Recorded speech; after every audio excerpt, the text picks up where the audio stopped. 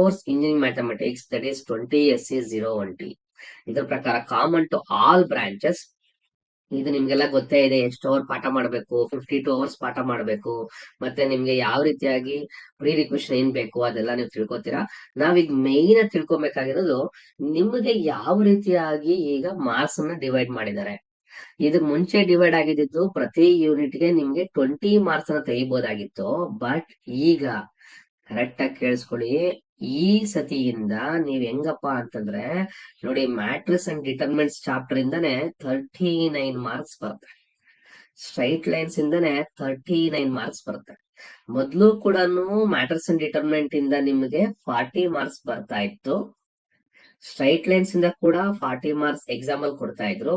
ನೀವೇನ್ ಮಾಡಬಹುದಾಯ್ತು, 20 ಮಾರ್ಕ್ಸ್ ಅನ್ನ ಮಾತ್ರ ತೆಗಿಬೇಕಾಗ್ತಿತ್ತು. ಆದ್ರೆ ಈ ಸತಿಯಿಂದ ಅವ್ರು ಕೊಡೋ 39 ಮಾರ್ಕ್ಸ್ ಇದ್ರೆ ನೀವು 39 ಮಾರ್ಕ್ಸ್ ಕೂಡ ತೆಗಿಬಹುದು.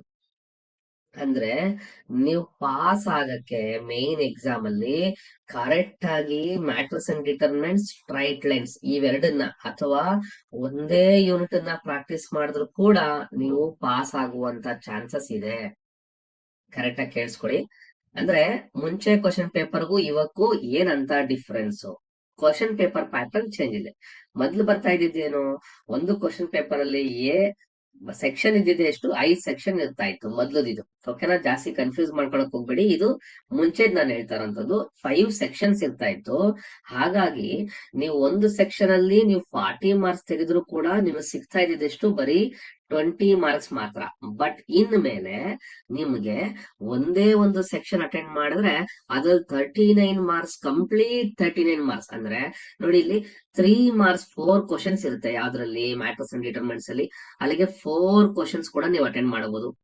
5 ಮಾರ್ಕ್ಸ್ ನ 3 ಕ್ವಶನ್ಸ್ ಇರುತ್ತೆ, ಅದು ಸೆಕ್ಷನ್ ಬಿ. ಇದು section A, section B, section C. ಓಕೆನಾ.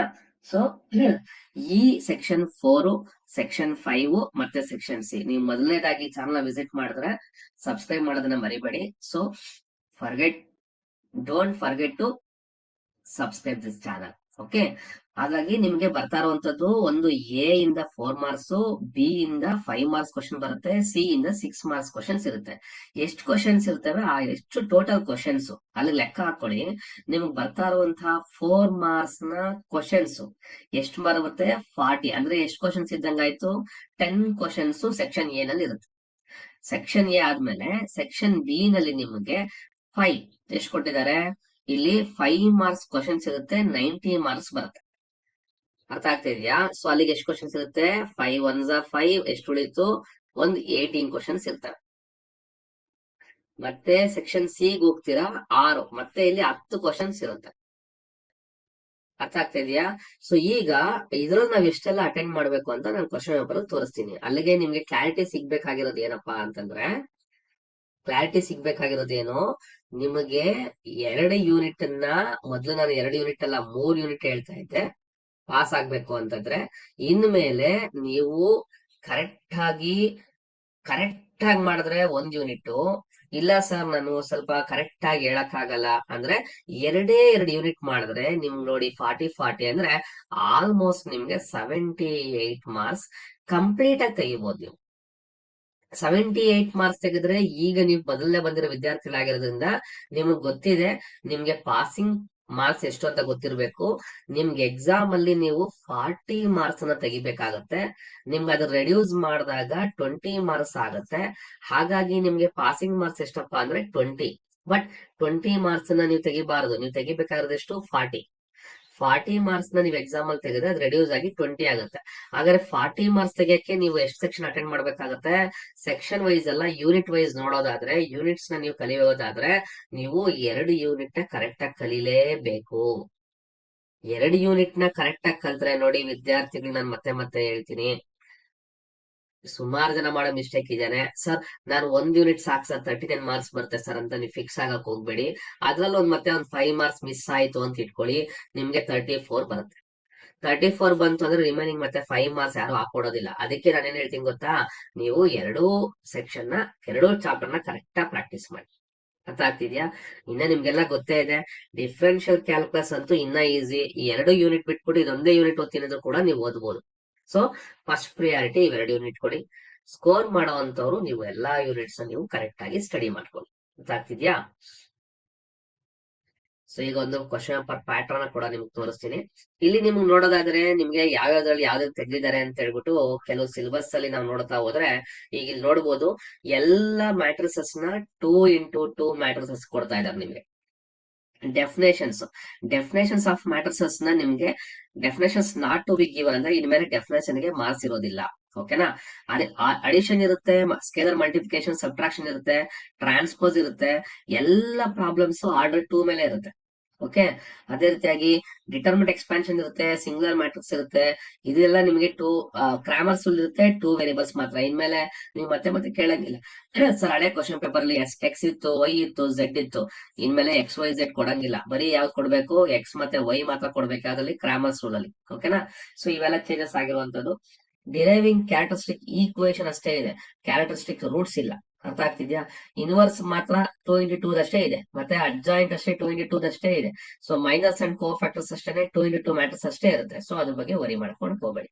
ಇನ್ನ ಸ್ಟ್ರೈಟ್ ಲೈನ್ಸ್ ಅಲ್ಲಿ ನೋಡ್ತೀರಾ, slope of a straight line ಇದೆ, slope of a straight line making angle inclination with positive x axis ಇದೆ, slope of a straight line passing through 2 points ಇದೆ, intercept of a straight line problems, intercept form of a straight line problems, slope point form of straight line, 2 point form of a straight line, introducing general form. So x y ಮತ್ತೆ slope ನ ಕನ್ನಡಿ ಅಂತದ್ದು, intercept ನ ಕನ್ನಡಿ ಅಂತದ್ದು, finding slope, ಎಲ್ಲ problems.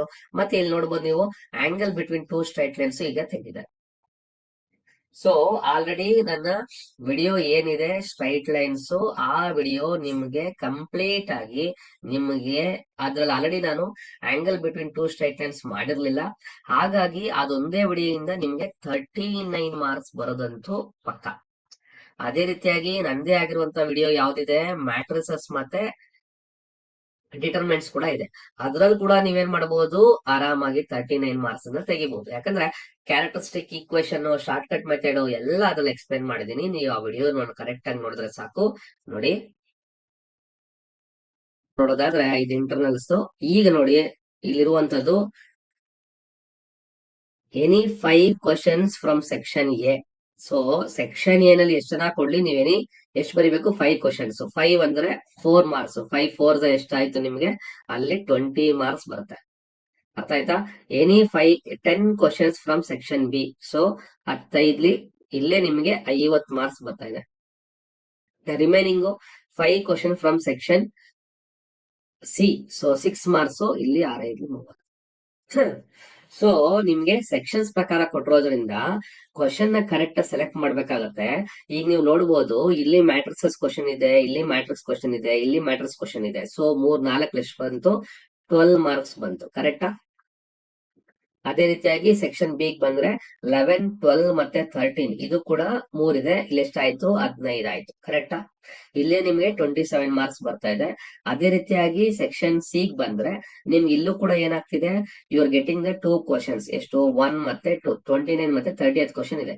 ಎಷ್ಟಾಯ್ತು, 12 marks ಆಯ್ತು. ಸೊ 27 ಪ್ಲಸ್ 12 ನಿಮ್ಗೆ ಎಷ್ಟಾಯ್ತು, 39 ಮಾರ್ಕ್ಸ್ ಆಯ್ತು. ಸೊ ಟೋಟಲ್ ಆಗಿ ನಿಮ್ಗೆ ಬರ್ತಾ ಇರುವಂತ ಮಾರ್ಕ್ಸ್ ಎಷ್ಟು, 39 marks. ಯಾವ್ದ್ರಿಂದ, just matrix and determinants ಇಂದ. ಅದೇ ರೀತಿಯಾಗಿ ನೀವು ಕಂಟಿನ್ಯೂ ಮಾಡ್ಕೊಂಡ್ರೆ ಸ್ಟ್ರೈಟ್ ಲೈನ್ಸ್. ಸೊ ಹಿಂಗೆ ಆರ್ಡರ್ ಇರುತ್ತೆ. ನೀವು ಸೆಕ್ಷನ್ ಏನಲ್ಲಿ ಕೂಡ ಸ್ಟ್ರೈಟ್ ಲೈನ್ ನ ಕ್ವಶನ್ ನೀವು ನೋಡಬಹುದು. 4th ಮತ್ತೆ 5th ಕ್ವಶನ್ ಅಂದ್ರೆ ಇಲ್ಲಿ ಅಟೆಂಡ್ ಮಾಡ್ಬೇಕಾದ್ರೆ ಇನಿ 5 ಕ್ವಶನ್. ನೀವ್ ಅಲ್ಲಿಗೆ ಟ್ರಿಗ್ನಾಮೆಟ್ರಿ ಓದಿಲ್ಲ, ಡಿಫ್ರೆನ್ಸಿಯೇಷನ್ ಓದಿಲ್ಲ ಅಂದ್ರೆ, ಈ ಕ್ವಶನ್ಸ್ ಎಲ್ಲ ಅಟೆಂಡ್ ಮಾಡ್ಲಿಲ್ಲ ಅಂದ್ರೂ ಕೂಡ ನಿಮ್ಗೆ ಈ ಸೆಕ್ಷನ್ ಬರುವಂತಹ ಫುಲ್ 20 ಮಾರ್ಕ್ಸ್ ಬರುತ್ತೆ. ಓಕೆ, ಅದೇ ರೀತಿಯಾಗಿ ಇಲ್ಲಿ ನೋಡಬಹುದು ಸ್ಟ್ರೈಟ್ ಲೈನ್ 14th, 15th ಮತ್ತೆ 16th ಮತ್ತೆ 17th ಕ್ವಶನ್ ಮತ್ತೆ 18th ಕ್ವಶನ್. ಸೊ ಟೋಟಲ್ ಆಗಿ ನಿಮ್ಗೆ ಇಲ್ಲಿ ಅಟೆಂಡ್ ಮಾಡ್ಬೇಕಾಗಿರುವಂತದ್ದು 1 2 3 4 5 6 7 8 ಕ್ವಶನ್ಸ್ ಇದೆ. ಸೊ 8 ಅಂದ್ರೆ ಇಲ್ಲಿ ಕೂಡ ನಿಮ್ಗೆ 8 40 ಮಾರ್ಕ್ಸ್ ಬರ್ತಾ ಇದೆ. ಸೊ ನೀವು ಬೇರೆ ಯೂನಿಟ್ ಓದಿಲ್ಲ ಅಂತಂದ್ರೆ ಒಂದು 10 ಮಾರ್ಕ್ಸ್ ಅನ್ನ ಕಳ್ಕೊತೀರಾ. ಸೊ ಟೋಟಲ್ ಆಗಿ 40 ಮಾರ್ಕ್ಸ್ ಅನ್ನ ನೀವೇನ್ ಮಾಡಬಹುದು, ಸೆಕ್ಷನ್ ಬಿ ನಲ್ಲಿ ತಗೋಬಹುದು. ಸೊ ಸೆಕ್ಷನ್ ಬಿ ಒಂದೇ ಟಾರ್ಗೆಟ್ ಮಾಡಿದ್ರು ಕೂಡ ನೀವು 40 ಮಾರ್ಕ್ಸ್ ಅನ್ನ ತೆಗಿಬಹುದು. ಓಕೆನಾ? ಅದೇ ರೀತಿಯಾಗಿ ಸೆಕ್ಷನ್ ಸಿ ನಲ್ಲಿ ಮತ್ತೆ 2 ಏನ್ ಮಾಡಬಹುದು ನೀವು. So 31 3 question. ಸೊ ಇಲ್ಲಿ 18 ಮಾರ್ಕ್ಸ್, 2 ಯೂನಿಟ್ ಇಂದ 18 ಮಾರ್ಕ್ಸ್ ಬರ್ತಾ ಇದೆ. ಸೊ ಇಷ್ಟು ನೀವು ಅಬ್ಸರ್ವ್ ಮಾಡ್ಬೇಕಾಗಿರುವಂತದ್ದು. ಕ್ವಶನ್ ಪೇಪರ್ ಪ್ಯಾಟರ್ನ್ ಇದೇ ರೀತಿಯಾಗಿ ಫಾಲೋ ಆಗ್ತಾ ಬರುತ್ತೆ. ಇನ್ಮೇಲೆ ನೀವು ಈಸಿಯಾಗಿ ಕ್ವಶನ್ ಐಡೆಂಟಿಫೈ ಮಾಡಬಹುದು. ಪಾಸ್ ಆಗ್ಬೇಕು ಅನ್ನುವಂತ ವಿದ್ಯಾರ್ಥಿಗಳು ಈಸಿಯಾಗಿ 1 ಅಥವಾ 2 ಯೂನಿಟ್ ಇಂದ ನೀವು ಪಾಸಿಂಗ್ ಮಾರ್ಕ್ಸ್ ಅನ್ನ ಗಳಿಸಬಹುದು. So this is the perfect passing marks ತೆಗೆಯುವಂತಹ ಚಾಪ್ಟರ್ಸ್. ನೀವು ಆರಾಮಾಗಿ ಪಾಸ್ ಆಗ್ಬೋದು. ಇನ್ನು ಹಳೆ ವಿದ್ಯಾರ್ಥಿಗಳು ಯಾರೆಲ್ಲ ಉಳಿದಿದ್ದೀರೋ ಅವರೆಲ್ಲ ನೀವು ಈಸಿಯಾಗಿ ಇದನ್ನ ಕರೆಕ್ಟ್ ಆಗಿ ಫಾಲೋ ಮಾಡ್ಕೊಂಡ್ರೆ ಸಾಕು. ಈ ಬರೋ ಎಕ್ಸಾಮ್ ಅಲ್ಲೇ ನೀವೇನ್ ಮಾಡ್ಬೋದಪ್ಪ ಅಂದ್ರೆ 1 ಅಥವಾ 2 ಯೂನಿಟ್ ಇಂದ ಕಂಪ್ಲೀಟ್ ಮ್ಯಾಥ್ಸ್ ಅನ್ನ ನೀವು ಪಾಸ್ ಮಾಡ್ಕೊಬಹುದು. ಸೊ ನಿಮ್ಗೆ ಇನ್ನ ಏನಾದ್ರು ಡೌಟ್ಸ್ ಇದ್ರೆ ಒಂದು ಕಮೆಂಟ್ ಬಾಕ್ಸ್ ಅಲ್ಲಿ ಕಮೆಂಟ್ ಮಾಡಿ ಕೇಳಿ. ಮತ್ತೆ ಆಲ್ರೆಡಿ ನಾನು ಎಲ್ಲಾ ಕ್ವಶನ್ ಪೇಪರ್ ನ ಸಾಲ್ವ್ ಮಾಡಿದೀನಿ. ಕೆಲವು ಸ್ಟೂಡೆಂಟ್ಸ್ ಈ ಕ್ವಶನ್ಸ್ ಸಾಲ್ವ್ ಮಾಡಿ ಅಂತ ಕೇಳ್ತಾ ಇದಾರೆ. ನಿಮ್ಗೂ ಈ ಕ್ವಶನ್ ಸಾಲ್ವ್ ಮಾಡ್ಬೇಕು ಅಂತಂದ್ರೆ ನನಗೆ ಒಂದು ಕಮೆಂಟ್ ಅಲ್ಲಿ ನೀವು ಹೇಳಿದ್ರೆ ನಾನು ನೆಕ್ಸ್ಟ್ ನಿಮಗೆ ಇದನ್ನ ಸಾಲ್ವ್ ಮಾಡಿ ಕೊಡ್ತೀನಿ. So this is about what diploma 2024 ಇಂದ ಬರ್ತಾ ಇರುವಂತಹ ಮ್ಯಾಥ್ಸ್ ನ passing package video. Okay, thank you very much for watching. ನಿಮ್ಗೆ ಇಷ್ಟ ಆಯ್ತು ಅಂತಂದ್ರೆ ಒಂದು ಥ್ಯಾಂಕ್ ಯು ಅಂತ ಮೆಸೇಜ್ ಹಾಕಿ. So this is the complete thing. ನಿಮ್ಮ ಎಲ್ಲ ಕಂಟೆಂಟು ಚಾನಲ್ ಇದೆ, ಮತ್ತೆ ವೆಬ್ಸೈಟ್ ಇದೆ, ಜೊತೆಲಿ ನಂದೇ ಆಗಿರುವಂತಹ ಮೊಬೈಲ್ ಆಪ್ ಇದೆ. ಸೊ ಮೊಬೈಲ್ ಆಪ್ ಅಲ್ಲಿ ಕೂಡ ನೀವು ಇದನ್ನ ಕೋರ್ಸ್ ಅನ್ನ ನೋಡಬಹುದು.